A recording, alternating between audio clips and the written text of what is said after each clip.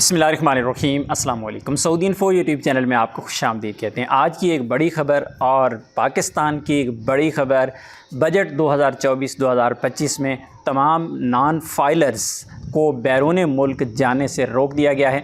अगर आप भी बैरून मुल्क सफ़र करना चाहते हैं तो आपको पहले फ़ाइलर बनना पड़ेगा।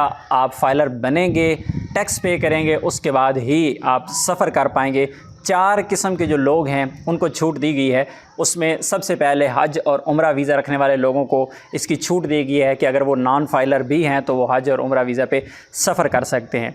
दूसरे हैं बच्चों को ये छूट दी गई है। और तीसरे नंबर पे आते हैं स्टूडेंट्स। अगर आप बैरून मुल्क सफ़र कर रहे हैं, आप नॉन फाइलर ही हैं, तब भी आपको नहीं रोका जाएगा। और चौथा वो जिसके पास नाइकॉप मौजूद है, पाकिस्तानी नाइकॉप आपके पास अगर मौजूद है तो आपको कोई मना नहीं करेगा, आप सफ़र कर सकते हैं इवन कि आप नॉन फाइलर हैं।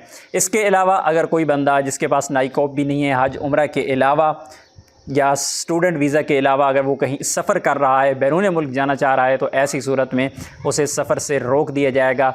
ज़रूरी है कि आप पहले फ़ाइलर बनेंगे, FBR के पास आपका डाटा होगा, आप टैक्स पे करेंगे और उसके बाद आप बैरून मुल्क सफ़र कर पाएंगे।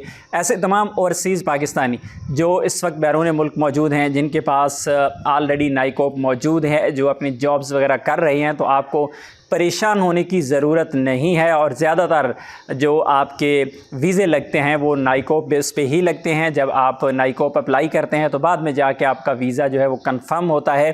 तो मेरा ख़्याल से कि आपको इस किस्म का कोई मसला नहीं होगा। मज़ीद इसकी अगर कोई डिटेल आएगी तो इंशाल्लाह आपके साथ ज़रूर शेयर करेंगे। लेकिन फ़िलहाल इस खबर के मुताबिक ऐसे अफराद को नहीं रोका जाएगा जिनके पास नाइकॉप मौजूद होगा। अपनी दुआ में याद रखिएगा। अस्सलाम वालेकुम।